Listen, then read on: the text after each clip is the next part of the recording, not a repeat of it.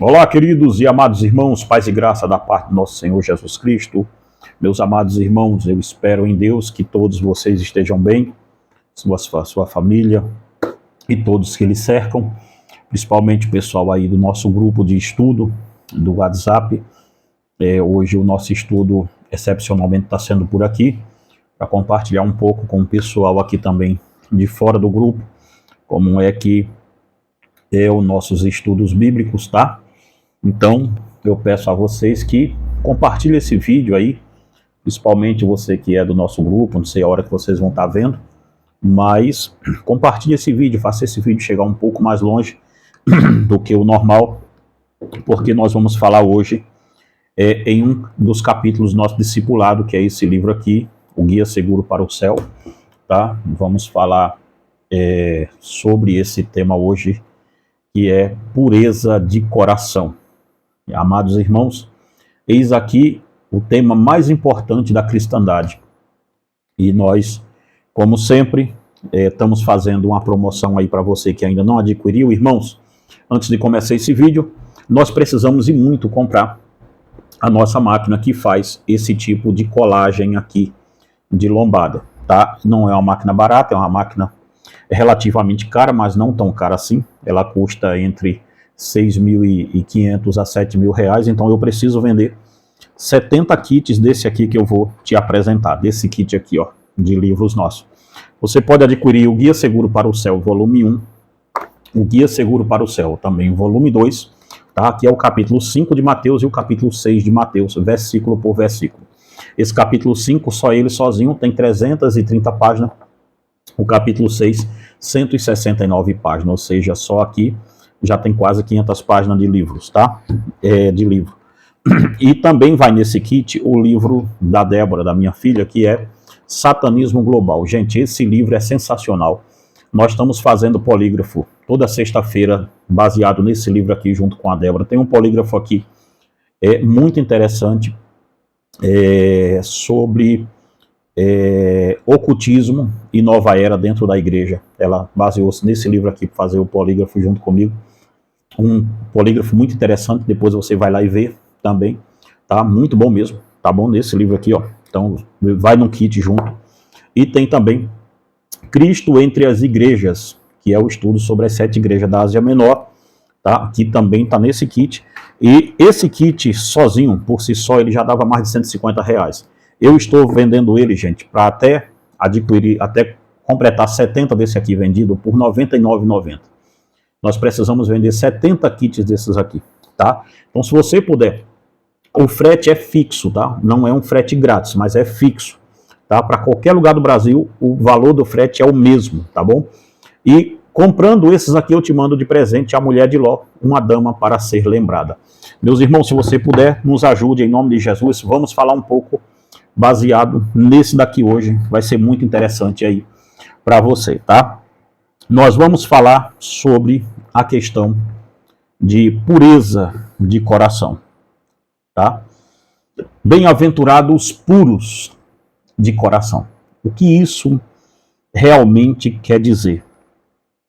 Bem-aventurados puros de coração. Amados irmãos, nós temos que começar esse estudo porque estamos diante do maior texto das Escrituras. Estamos diante do maior texto bíblico para o coração de um homem caído, que mostra a verdadeira hipocrisia humana. Esse texto que nós estamos aqui falando, ele mostra a grandeza da nossa hipocrisia. Sim. Jesus, ao se dirigir aos fariseus e a nós, ele pede que nós sejamos puros no coração. Perceba que nós vamos entender aqui que com o passar do tempo existem muitas emulações do nosso entendimento que nós podemos pensar que é, na verdade, pureza de coração, quando na verdade não é. Aqui nós estamos diante da verdadeira hipocrisia humana. Este texto nos aponta como o seguir Jesus Cristo não se trata de uma mera correção de caráter religioso, Seguir Jesus Cristo, irmãos, não se trata de deixar de ser católico apenas e virar evangélico, virar cristão protestante. Seguir a Cristo não está relacionado diretamente, não é simplesmente você deixar uma determinada denominação e passar para outra.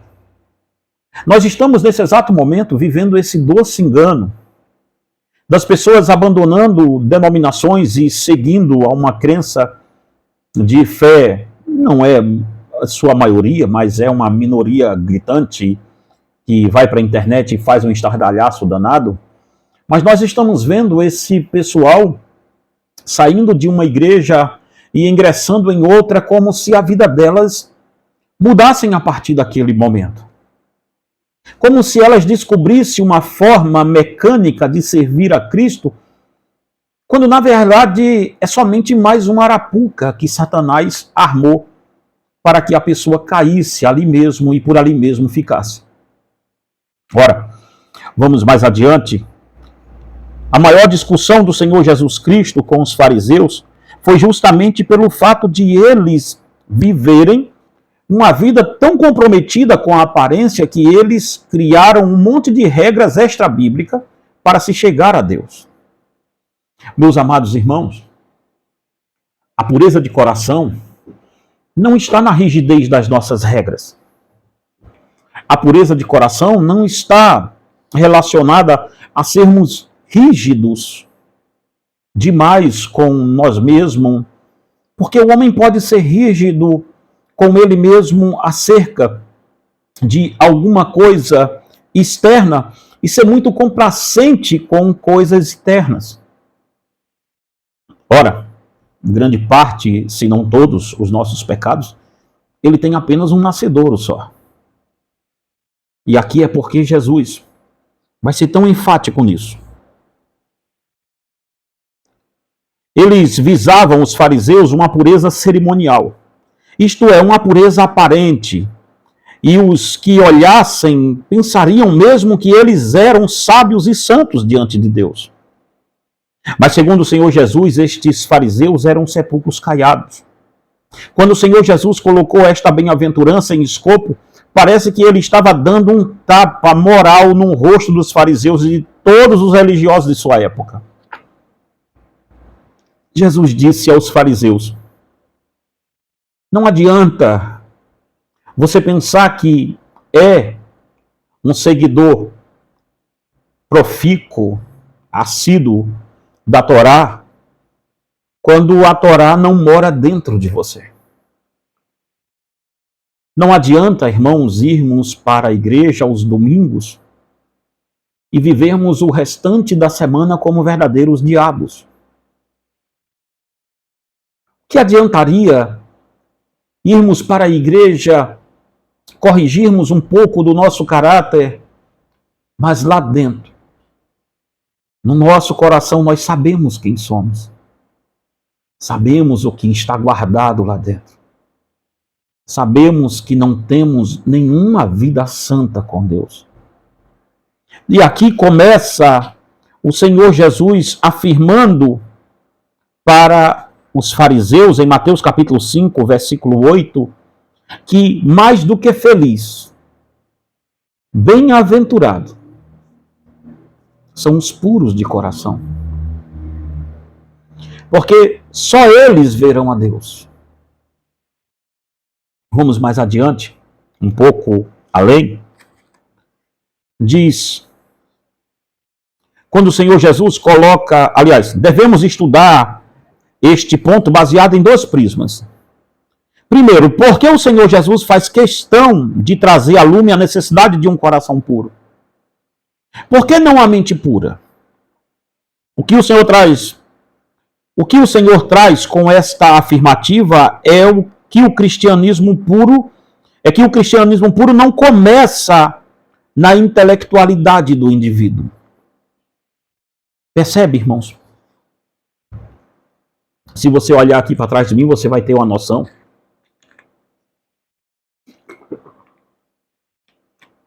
Muito rápida de que eu não tenho problema com estudo. Mas O Senhor Jesus não disse bem-aventurados os de mente sã, os de mente pura. Não, não. Porque o Evangelho não começa na intelectualidade do ser humano. Uma pessoa que converteu-se apenas na intelectualidade é alguém como um escriba dos dias de Jesus. De tanto reproduzirem os livros do Antigo Testamento, eles viraram peritos nas Escrituras. Perceba, se estudar demais, você não precisa ser um teólogo para ser um crente. Até porque hoje a maioria dos seminários mais desviam crentes do que fazem crentes. Hoje, sinceramente, se uma pessoa chegasse para mim e dissesse, pastor, qual o seminário bom para eu poder estudar a Bíblia em paz? Eu lhe diria nenhum. Nenhum. Vá aos clássicos cristãos. Primeiro vá à sua Bíblia. Depois vá aos clássicos. Eu tenho título, irmãos. Sim, eu tenho título em teologia. Mas se fosse para fazê-los hoje, nessa atual conjuntura, eu não os faria. Porque hoje eu reconheço que os seminários, em sua maioria, não, em todos eles não produzem obreiros.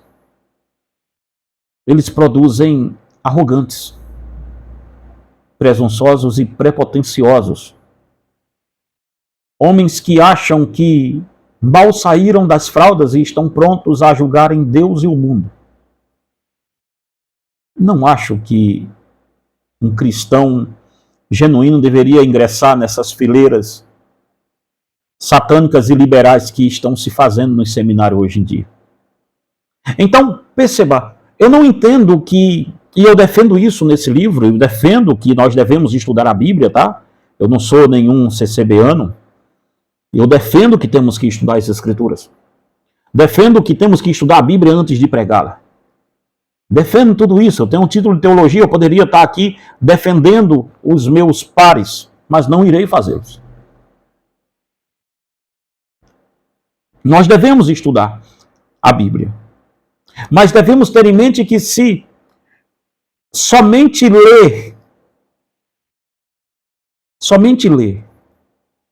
somente se aplicar a parte intelectual, se isto por si só resolvesse o problema, os escribas seriam os homens mais piedosos daquela época.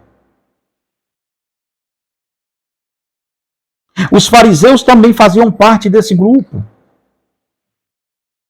Eles conheciam muito bem as Escrituras, mas nunca tiveram conhecimento do Deus da Escritura. O próprio Cristo disse, examinai as Escrituras, porque pensais nela, tem a vida eterna. São as mesmas Escrituras que testificam de mim, João 5,39. Os fariseus estavam lendo a Escritura, sem o coração puro. Por esse motivo não encontraram Jesus nelas. Percebam que estes homens eram ímpios ao ponto de Jesus os chamar de filhos do diabo, como está em João 8,44. Mesmo assim, eles se colocavam na posição de pessoas piedosas e viviam como se fossem homens de Deus. Meus amados irmãos, cuidado, porque você pode estar caindo neste engano de Satanás. Nós podemos estar com a cabeça inchada, com a cabeça cheia de conhecimento e nunca termos conhecido Deus. Há um perigo grande, latente nessa nação,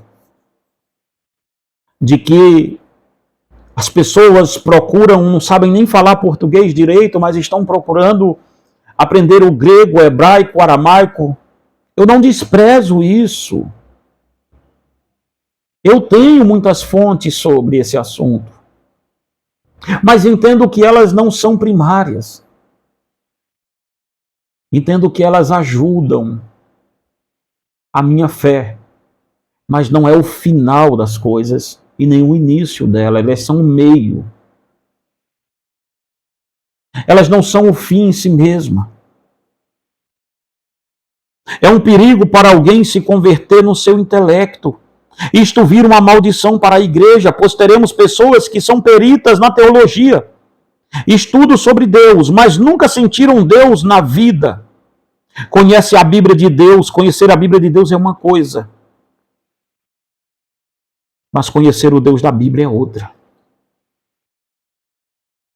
Calvino diz, em lugar de procurar levar Deus, compraze-se com a santidade e a pureza de coração. Inventamos, sabe-se lá quantas pilhas de coisas inúteis e de cerimônias que nada valem, esperando distraí-lo. O resultado é que, em vez de pormos a nossa confiança totalmente em Deus, ela é posta em nós mesmos ou em outras criaturas. Percebe? Nós estamos virando, gente, peritos na teologia de Deus, mas não no Deus da teologia. Há um perigo grande rondando a igreja neste exato momento, porque de um lado nós temos pessoas que querem pregar e defender quem prega uma página em branco entre o Antigo e o Novo Testamento. Querem dizer que aquilo lá é alguma coisa de Deus, quando na verdade nós sabemos que isto é um culto à ignorância. Nós sabemos que o que eu estou falando aqui, gente, quando eu falo sobre intelectualidade, me entenda, eu não sou um anti-intelectual. Mas eu entendo que o evangelho não começa aí. Eu não sou alguém também que diz, olha irmãos, não vamos estudar nada, mas se cair aqui na página em branco da Bíblia, nós vamos começar a pregar a partir da página em branco. Não, isto é zombar do povo que lhe ouve. O nome disso é misticismo. O nome disso é qualquer outra coisa, menos evangelho. Dito isso, que não é aqui onde eu quero parar,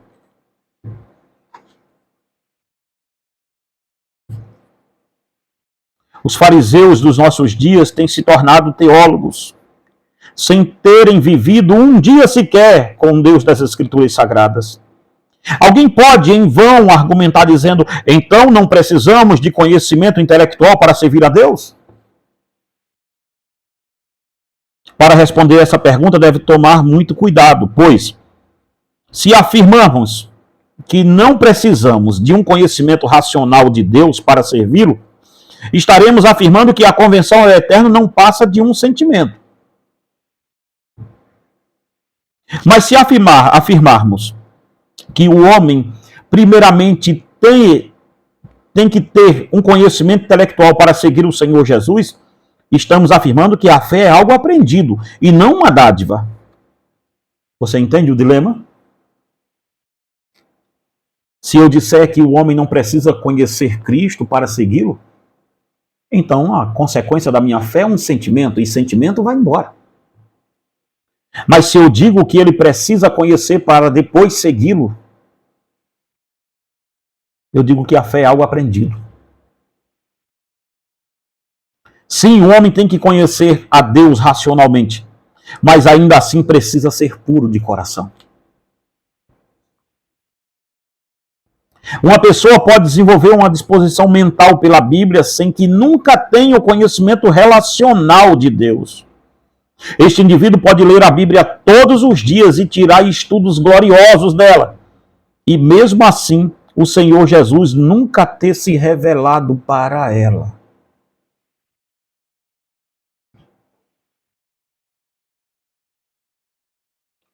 Eu vi esses dias o Leandro Carnal, um filósofo ateu, metendo o pau nos pentecostais.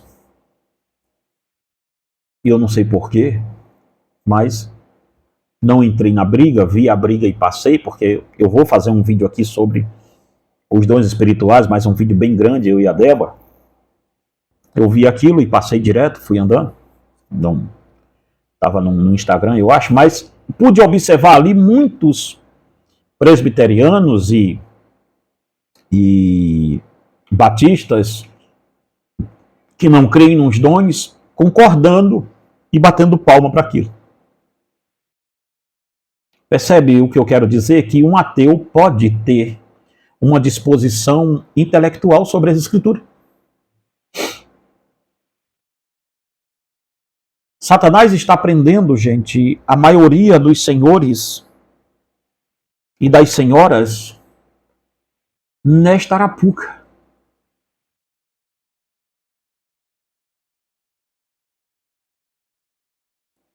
Você diz que conhece a Deus, mas você pode conhecer Deus igual o carnal, igual o Pondé, de um ponto de vista agnóstico ou totalmente ateu.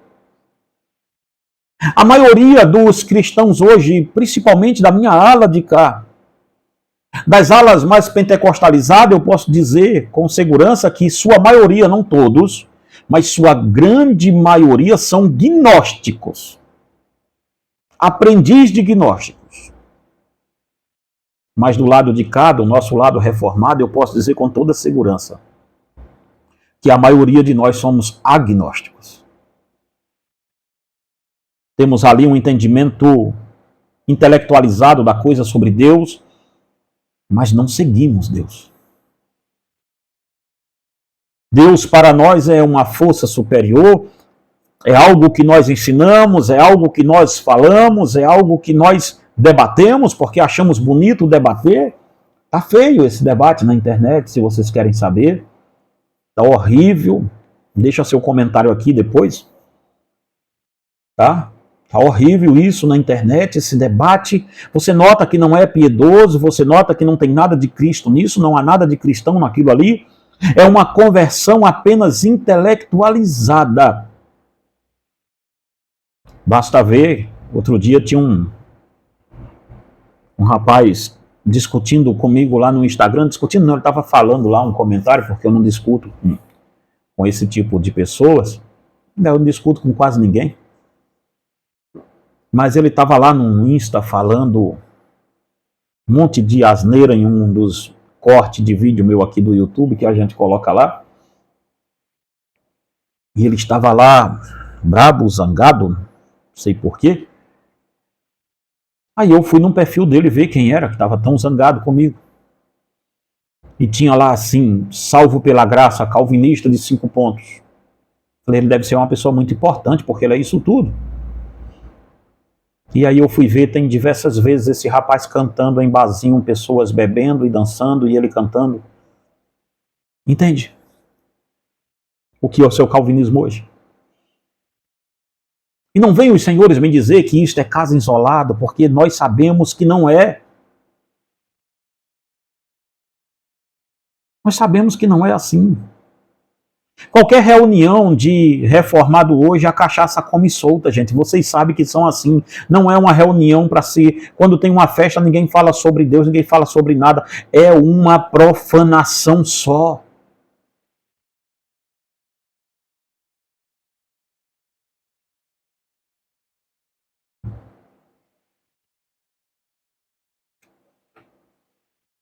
Cuidado.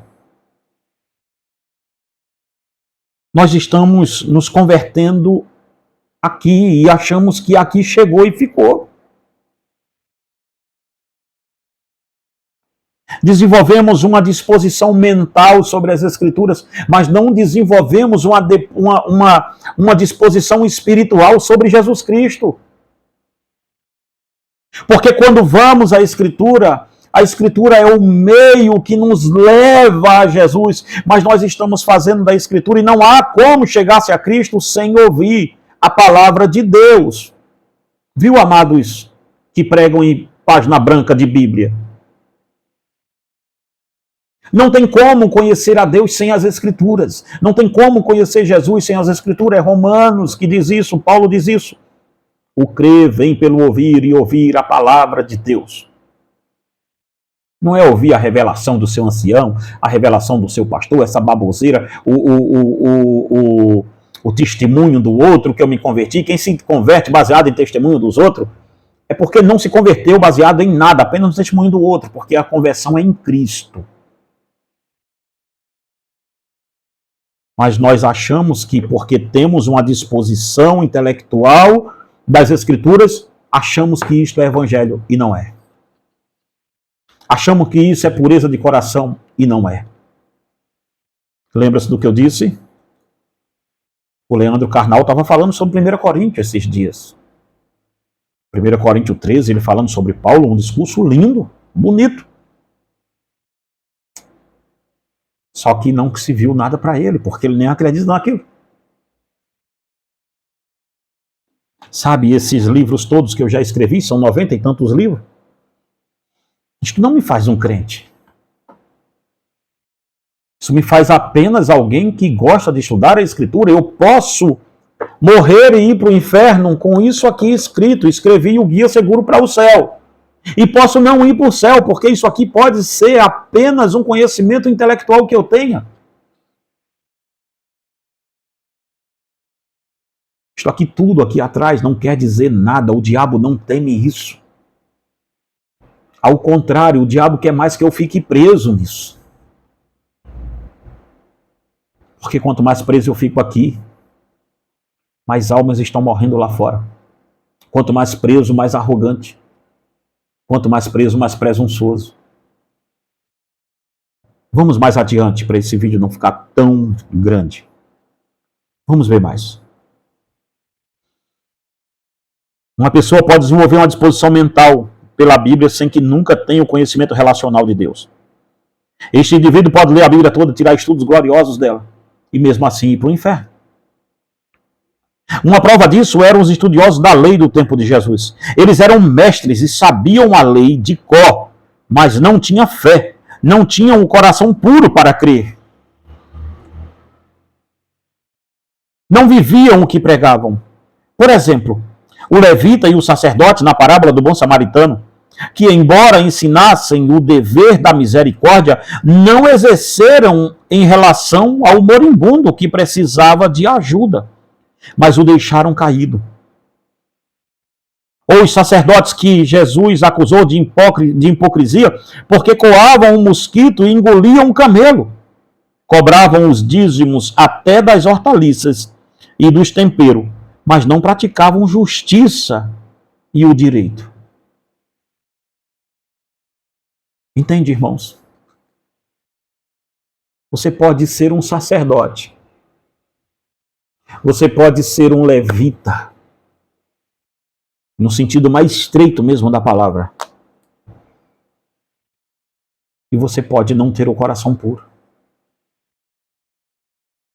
Lembra da parábola de Jesus disse? Do samaritano?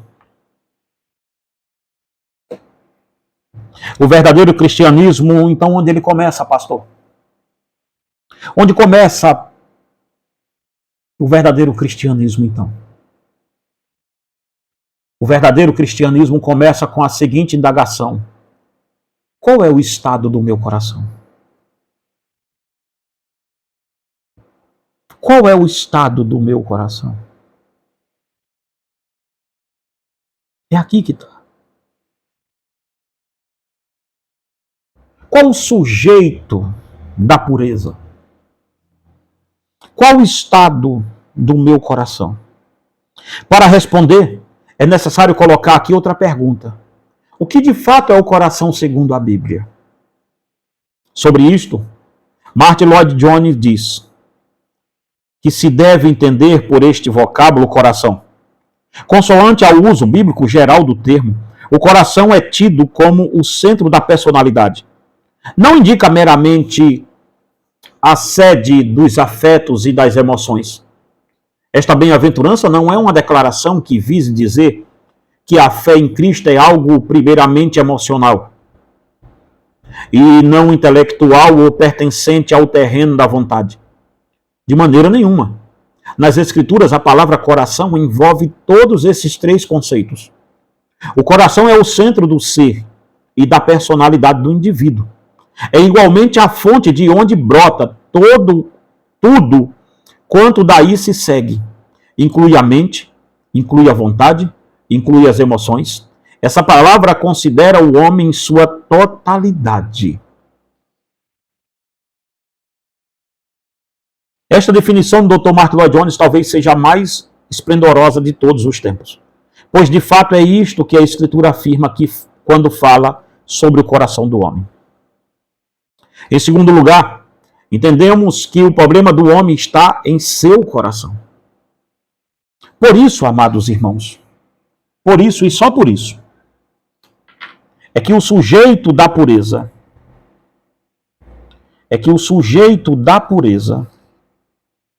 é o coração. O sujeito da pureza é o coração, pois a pessoa deve ser pura de coração. A pureza de coração não exclui a pureza da vida, assim como a pureza da fonte não exclui a pureza do riacho. Por que a preocupação de Cristo no coração? Porque o coração é o homem em sua totalidade. Você não pode ser puro em suas obras se você não for puro em seu coração. Por quê? Porque de onde jorra a água para fazer o rio é da fonte.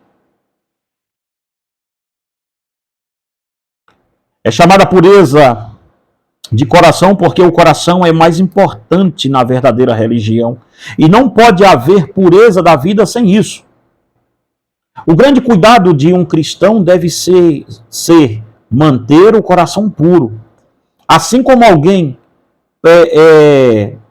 preservaria especialmente a fonte de água para não ser envenenada, um homem de Deus, uma mulher de Deus deve preservar o seu coração, montar uma guarda em redor dele muito grande. Porque é daí que jorra tudo.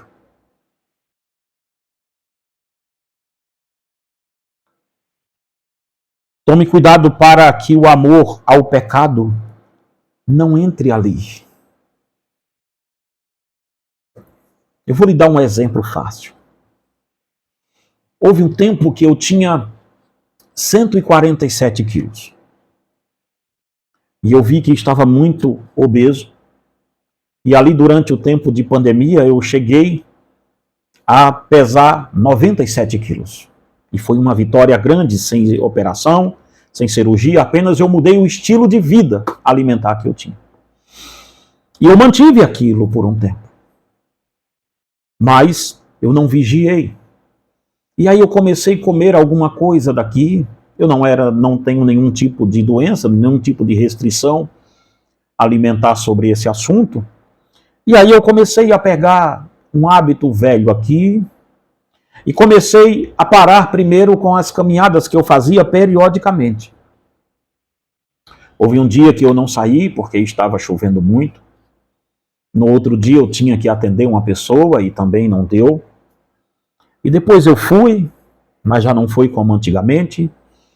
E daqui a pouco eu marquei 3 vezes na semana, era 4, eu marquei 3, um dia eu ficava sem.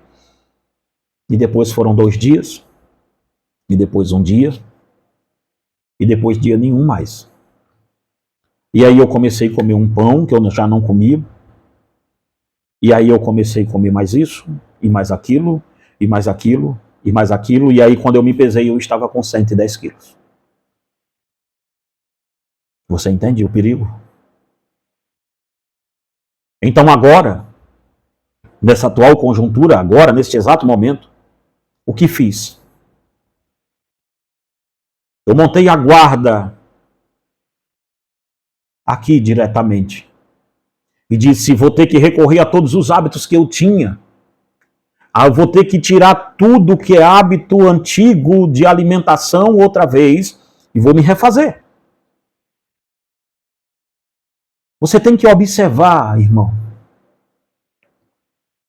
Você tem que vigiar o seu coração, a sua vida, a sua totalidade como um todo, porque o diabo não vai te dar uma montanha para você tropeçar, ele vai te dar uma pedra hoje, ele vai te dar outra pedra amanhã, ele vai te dar um outro tropeço hoje, e é um tropeço pequeno, e um tropeço pequeno, e um tropeço pequeno, e de tropeço, e tropeço, e tropeço, nunca mais você levanta. É o nosso coração que tem que estar guardado, é porque é dali que sai tudo. E aí você tem que vigiar para não se apegar a pecado, porque eu não estou dizendo que você não vá pecar, não é isso que eu estou dizendo.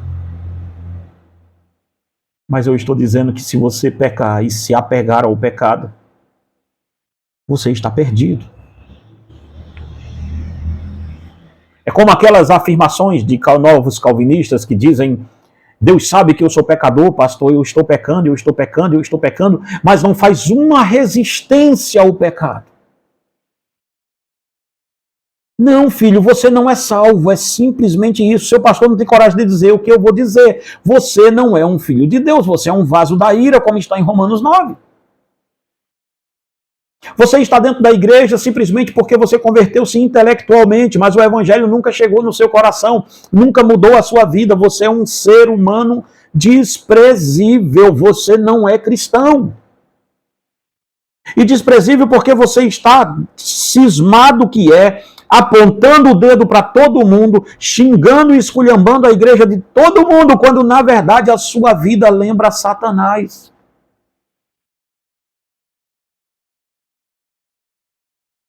Eu vou dar um conselho a vocês que são mais jovens. Antes de apontar o dedo para os pentecostais, certifique-se que você deixou a pornografia.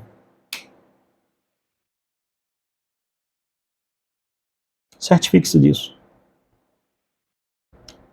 Antes de você levantar o debate sobre continuismo, se os dons continuam ou não, certifica aí do seu coração vaidoso. Veja se é isso.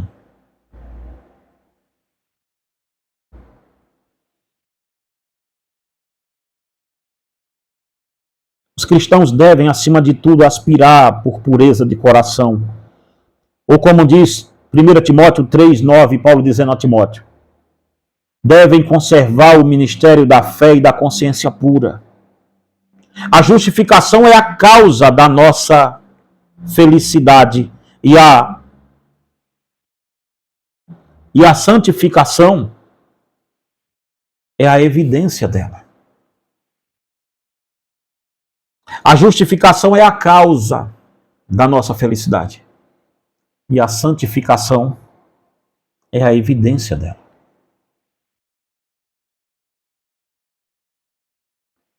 Vamos ver aqui, a essa altura,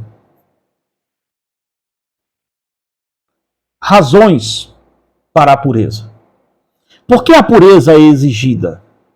Por que a pureza de coração é exigida por Deus? Deus diz ao seu povo, sejam santos, porque eu sou santo, em 1 de Pedro, capítulo 1,16. Ele não pede isso para os ministros. Ele pede isso para todos aqueles que o sigam. Santidade, irmão, não é uma coisa de boca. A santidade e a pureza de coração, o externar da pureza de coração, a santidade em ação, ela tem que estar em todos os âmbitos da sua vida. Todos, absolutamente todos.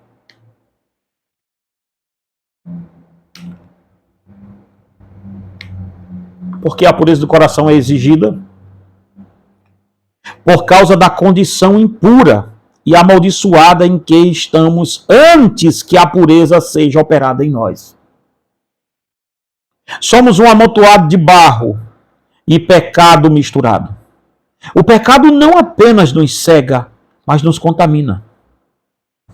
O pecado é chamado na Bíblia de um monte de coisa, desde impureza, como está em Tiago 1:21, a corrupção, Deuteronômio 32:5, também é chamado de trapo de pano usado durante a menstruação, como está em Isaías 30:22.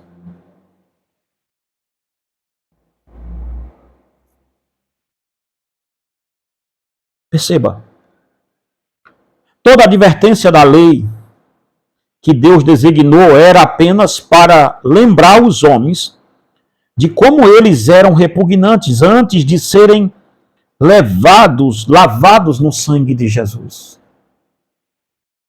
Todos os puritanos que eu li sobre Mateus capítulo 5, que é onde eu baseio esse livro que eu estou lendo aqui junto com vocês, tá? Todos que eu li, desde William Perkins, Thomas Watson, desde próprio Lutero, Calvino, desde essa turma toda aí, eu noto uma coisa interessante aqui. É que todos esses homens dizem uma coisa que hoje o discurso de vocês que seguem eles é diferente. Eles sempre dizem que há uma mudança estrutural quando nós dizemos que recebemos a graça de Deus em nós. Nós não nos lembramos apenas que somos pecadores, nós abandonamos os pecados pelos quais vivíamos ontem. E aí, filho? E aí, filha? Você abandonou o seu pecado? Ou você está dizendo que foi salvo pela graça, mas continua enfiado os pés num charco de lodo? Entende que a mudança é geográfica mesmo, é estrutural. Você não pode dizer que encontrou a graça de Deus se ela não te modificou. É celular. É uma questão orgânica. É uma questão de uma estruturação nova. Por isso que a Bíblia não chama homem reformado, chama nova criatura. Tu é uma nova criatura, filho. Porque você pode estar convertido e convencido aqui. Porque, como eu disse, ateus bons leem a Bíblia e nem só por isso eles se convertem, meu Deus do céu.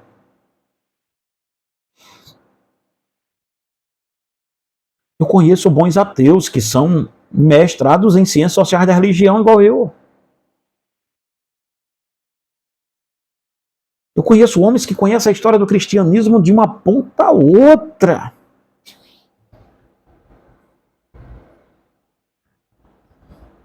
Eu tenho um amigo escritor, que eu não vou citar o nome dele, não tenho autorização dele para isso. Famoso. O cara conhece a história do cristianismo de ponta a ponta. De vez em quando tira até dúvida minha sobre o assunto. Outras religiões, o cara é ponta firme no negócio. Mas não segue religião nenhuma. É mais ou menos isso. Você pode estar convencido aqui. E somente aqui. E aí você quer que os outros venham até este suposto Cristo que você conheceu aqui e não nos outros âmbitos da sua vida, porque você não é puro de coração. E aí você quer vencê-los pelo argumento e pelo debate sem nunca ter orado pela alma da pessoa que você está evangelizando.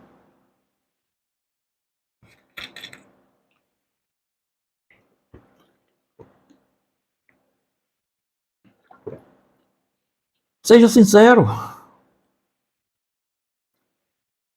Você quer evangelizar uma pessoa sem nunca ter orado por ela. Quantas horas você orou por essa pessoa que você quer que Cristo a encontre? Sabe por quê? Porque você acha que vai poder convencer o mundo com o convencimento intelectual que você tem. E não é assim que funciona.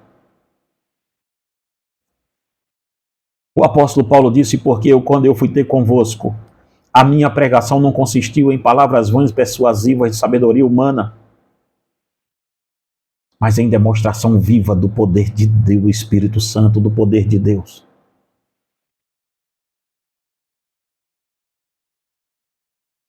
Nós temos que entender. Porque o coração do homem, porque a condição impura e amaldiçoada antes dele ser puro. Uma vez que você é puro, uma vez que você foi purificado, eita Deus, agora vai. A sua estrutura muda. Se não mudou nada na sua estrutura, se não mudou nada no teu jeito de andar, no teu jeito de falar, no teu jeito de agir, no teu jeito de ser bondoso, se não mudou nada em você isso aí, ou se você mudou apenas com algumas pessoas do seu clã que você gosta, tal, aquele negócio todo, não mudou nada em você. Quando a graça vem, ela leva essas imundícies infernais. Veja o que Thomas Watson vai dizer. Não sei se eu cito ele aqui, mas deve de estar, porque eu estou lendo por aqui, veja. Quando a graça vem, ela leva essa imundície infernal, transforma transforma corvos em cisnes, faz aqueles que são tão sombrios quanto o inferno se tornarem tão alvo como a neve. Em que este evangelho que você diz que conheceu te modificou?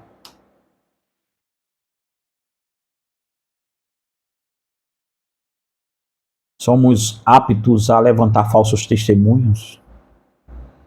Somos aptos a querer destruir reputações no escurinho do cinema? Se não é do meu clã batista, não serve, vamos destruí-lo, vamos queimá-lo, vamos botar na fogueira. Se não é do meu clã presbiteriano, a gente bota na fogueira também. Se não é do meu clã assembleiano, não serve para mim. Se não é do meu clã CCBiano, eu não chego nem perto. Entende? Que tipo de cristianismo, que tipo de conversão é essa? Que as impurezas, o alcoolismo está preso no seu coração. Prostituição, lascívia. Já parou para pensar por que você se veste do jeito que você se veste? Já parou para pensar, irmã, que por que é que você se veste dessa forma? Será que é porque você é livre ou porque você é tão escrava da luxúria assim que tem que estar mostrando um pedaço de corpo seu para homem? Será que é porque você é livre mesmo ou porque você sente uma necessidade lasciva lá dentro de mostrar que você tem? Não useis da graça para dar ocasião ao pecar a carne, é o que Paulo diz em Gálatas. Para a gente ir acabando. Porque somente os puros de coração têm participação salvífica no pacto da graça. Você não pode dizer que é salvo pela graça se essa graça não levou o teu pecado embora. Não pode. Leia Efésios 5 depois que você vai ver. Sede, pois, imitadores de Deus como filhos amados. Aquele que furtava, não furta mais. Aquele que fazia isso, não faça mais. Essa é a estrutura de Paulo, mas nós pregamos hoje o evangelho que diz à pessoa, olha, você pode ficar do jeito que está aí. Nós pregamos o evangelho de igrejas que têm alas VIPs, para quem é famoso, para quem é rico. Essa é a loucura do evangelicalismo de hoje.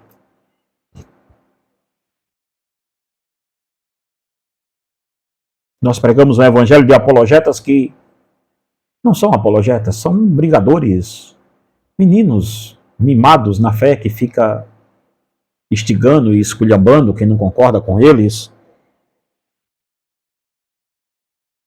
A pureza é o objetivo da nossa eleição. Como está escrito em Efésios 1:4, Deus nos escolheu nele para sermos santos. Deus não nos escolheu por nossa santidade, mas para a santidade. Deus não te escolheu porque você é santo, mas te escolheu para que você seja santo.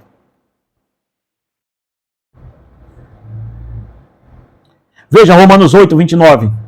Aqueles a quem ele conheceu de antemão, também os predestinou para serem conformes à imagem de seu Filho. Efésios 4:24. Deus nos predestina para sermos conforme a imagem de Cristo, cuja imagem consiste em justiça e retidão que procede da verdade. Percebe uma coisa? Perceba bem isso aqui.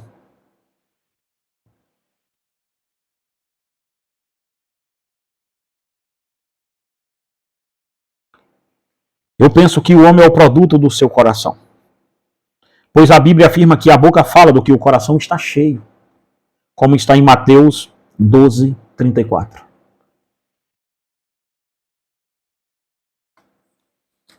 Há pessoas, irmãos, que nós vamos conversar com eles, que nós dizemos, converse comigo 20 minutos e eu digo do que o seu coração está cheio.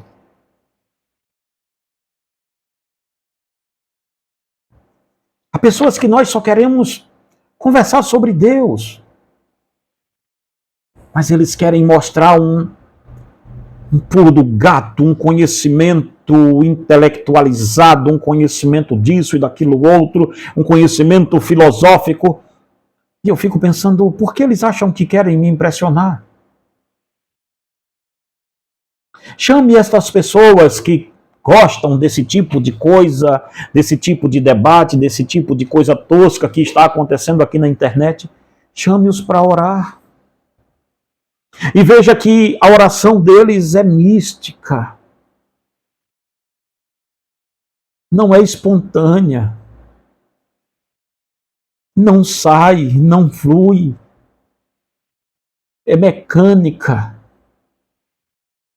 É uma cristandade invernizada, como uma porta velha que nós não podemos trocá-la, e aí o que faz? Nós lixamos e invernizamos, dá uma cara de nova roupagem, mas a coisa é velha, está cheia de cupim por dentro. A nossa crença é isso, sem o coração puro. Você pode morrer lendo a Bíblia e deve. Veja, nem todos que leem a Bíblia têm um coração puro, mas todo homem de coração puro ama a Escritura. Vou repetir isso para você, para ficar bem entendido o que eu estou dizendo. Nem todos que estão estudando se converteram. Aqueles que estão, a maioria, muitos do que estão estudando se converteram apenas intelectualmente, mas é impossível para um convertido não estudar a sua Bíblia, não amar a sua Bíblia. A Bíblia é a única regra de fé para um convertido. Se ele quer ouvir Jesus, é ali. Um homem santo não vai seguir profetadas, não vai seguir sermão de página em branco de Bíblia. Um homem santo não vai seguir nenhuma diabrura dessa. O homem santo vai seguir o que a Escritura diz. O homem santo ama a Escritura ao ponto de viver o que ali está escrito. O convertido intelectualmente conhece a Escritura, mas não vive nada do que ali está escrito. Está entendendo a diferença? Para que ninguém ache aqui no meu discurso que eu estou dizendo que quem não estuda a Bíblia está correto. Não é isso que eu estou dizendo. Eu estou dizendo que o estudar somente não te faz um crente.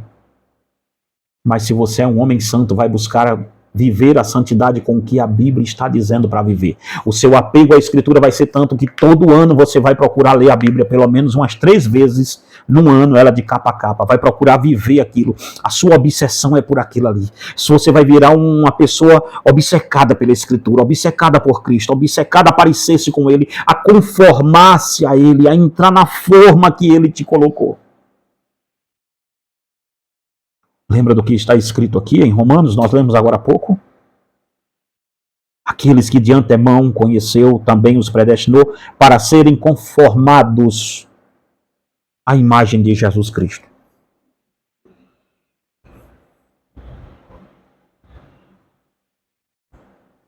Só existe um jeito de se converter. Não é por revelações. É pela Escritura. O crer vem pelo ouvir, e ouvir a palavra de Deus. Como ouvirão se não há quem pregue? Pare de querer ouvir sermão de página em branco, isso não vai te levar em canto nenhum. Um homem de Deus ama a Escritura. Mas um ateu pode ler a Escritura, entender os termos grego, entender tudo isso. E o Espírito Santo nunca revela Cristo a ele por ali. Vamos mais adiante para a gente terminando. Percebe?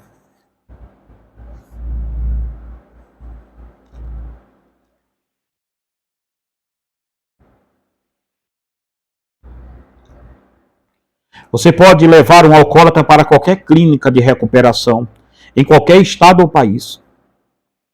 E mesmo assim, ele continuará com o coração escravizado pelo álcool. Pois não se trata do ambiente.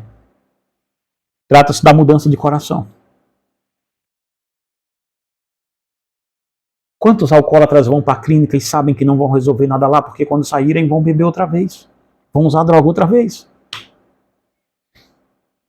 Não adianta nada querer purificar o homem sem o seu coração, sem o que o seu coração tenha mudado.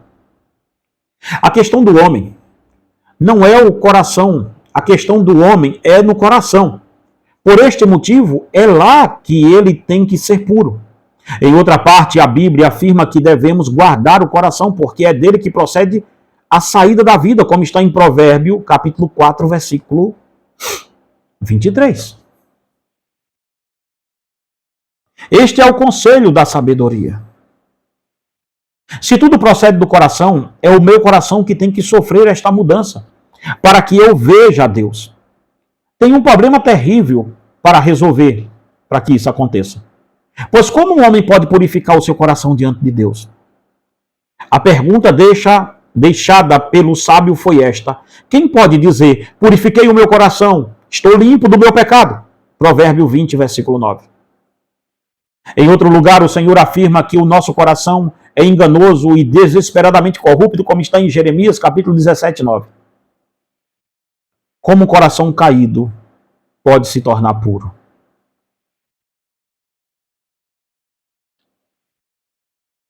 Entende que não é uma questão de correção de caráter aqui.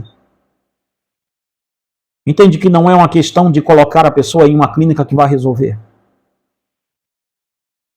O coração do homem é desesperadamente corrupto.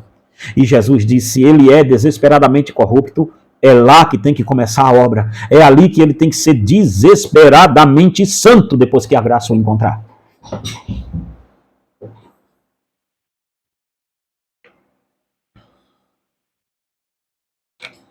Vamos rapidamente aqui.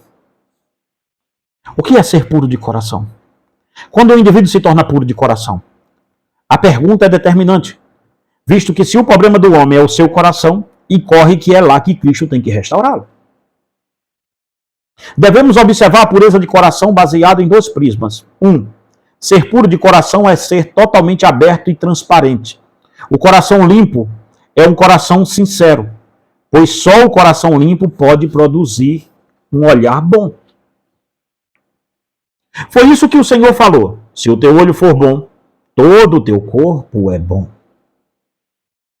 É impossível para um homem de coração perverso ter olhos bons, pois nós enxergamos a partir do nosso coração. O salmista fez a seguinte pergunta: quem subirá ao teu santo monte? Quem há de permanecer no seu santo lugar? O que é limpo de mão e o puro de coração, que não entrega a sua alma à falsidade, nem jura dolosamente, como está em Salmos 24, verso 3 e 4. Observe que o texto afirma que puros de coração são aqueles que não entregam a alma à falsidade, ou seja, são os que não têm nenhuma dubiedade de caráter, que não fazem nada às escondidas. Tudo está às claras. Esses não são como os que falam uma coisa com a boca e vivem outra com o seu caráter. Um coração puro é um coração singelo, é dotado de singeleza. Ou seja, ele não é um coração entorpecido pela ganância e a hipocrisia. Trata-se de um coração que não se divide. É um coração entregue totalmente a Deus. Um homem de coração puro é alguém que vive dominado apenas pelo Espírito Santo e nada além disso.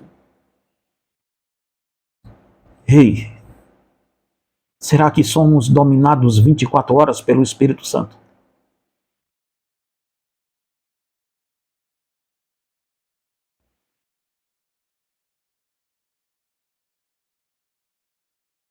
Será que somos dominados pelo Espírito Santo?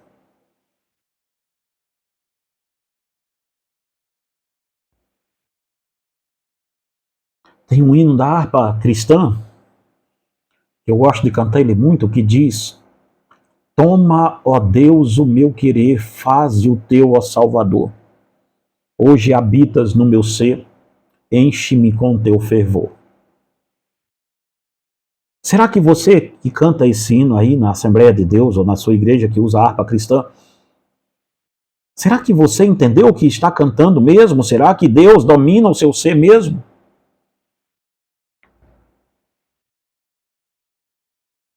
O salmista entendeu o dilema do coração e orou ao Senhor Deus pedindo que ele dispusesse o seu coração para temer somente ao Senhor. Salmo 88, 11.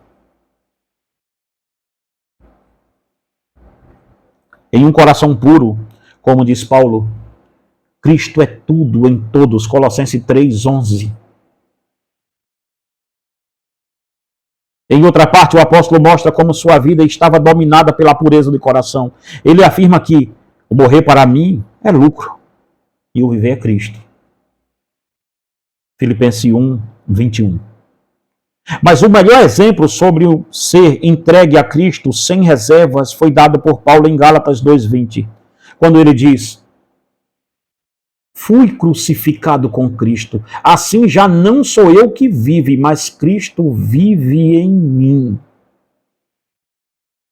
Amado de Deus, será que eu posso procurar Cristo em você e achá-lo? Será que nós podemos mesmo, amados irmãos, você que me ouve, será que podemos procurar Cristo, amado pastor, amado irmão, ao menos um dia na sua vida e encontrá-lo lá? Toda hora que eu procurar Jesus aí em você, será que eu vou achá-lo? Será que todo o seu ser, todo o seu eu, todo o seu egoísmo, toda a sua profanação pecaminosa, tudo isso, será que ele foi crucificado com Cristo mesmo?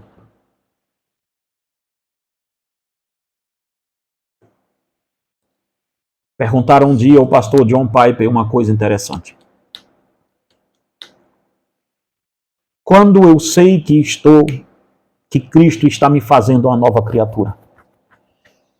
E a resposta daquele velho pastor foi interessantíssima. Ele disse assim: quando você sabe que é crente é quando você está sozinho. Se o que você faz sozinho você consegue fazer no meio de todas as pessoas, ok?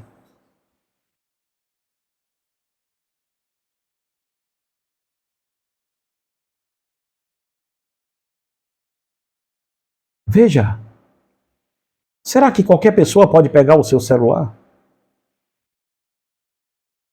Será que a sua esposa pode pegar o seu celular e ver o que está aí? Se você perder o seu telefone hoje, o medo será por conta das contas ou por conta das conversas que aí estão? Ou por conta dos históricos de celular que aí estão? Hã? Nós somos muito ligeiros, irmãos, em pensarmos que somos uma coisa. Quando a pureza de coração é dizer: tudo que eu sou está crucificado em Cristo, eu não tenho mais vontade, eu não tenho mais desejos, eu não tenho mais nada, eu tenho Ele, somente Ele, eu quero somente estar com Ele. Procurem na minha vida e o acharão, procurem na minha vida e vão achá-lo. Se você fosse preso hoje, sob a acusação de ser um crente, quantas horas você ficaria preso? Achariam evidência de Jesus em você?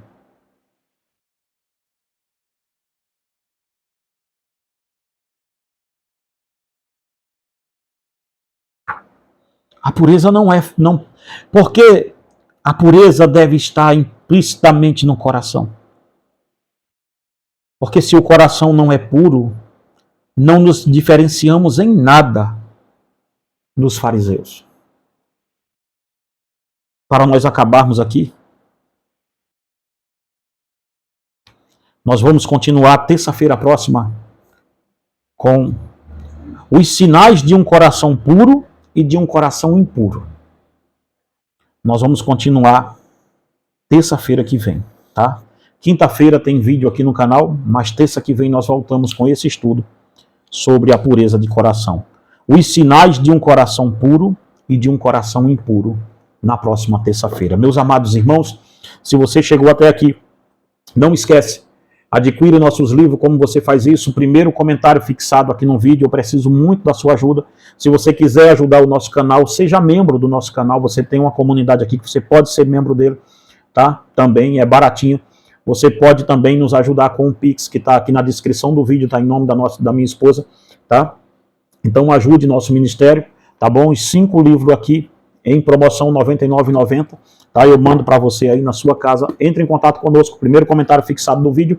Esse telefone que está aí, 31 989458971, é o meu. Você fala diretamente comigo. Amados, que Deus em Cristo te abençoe e te guarde, em nome de Jesus.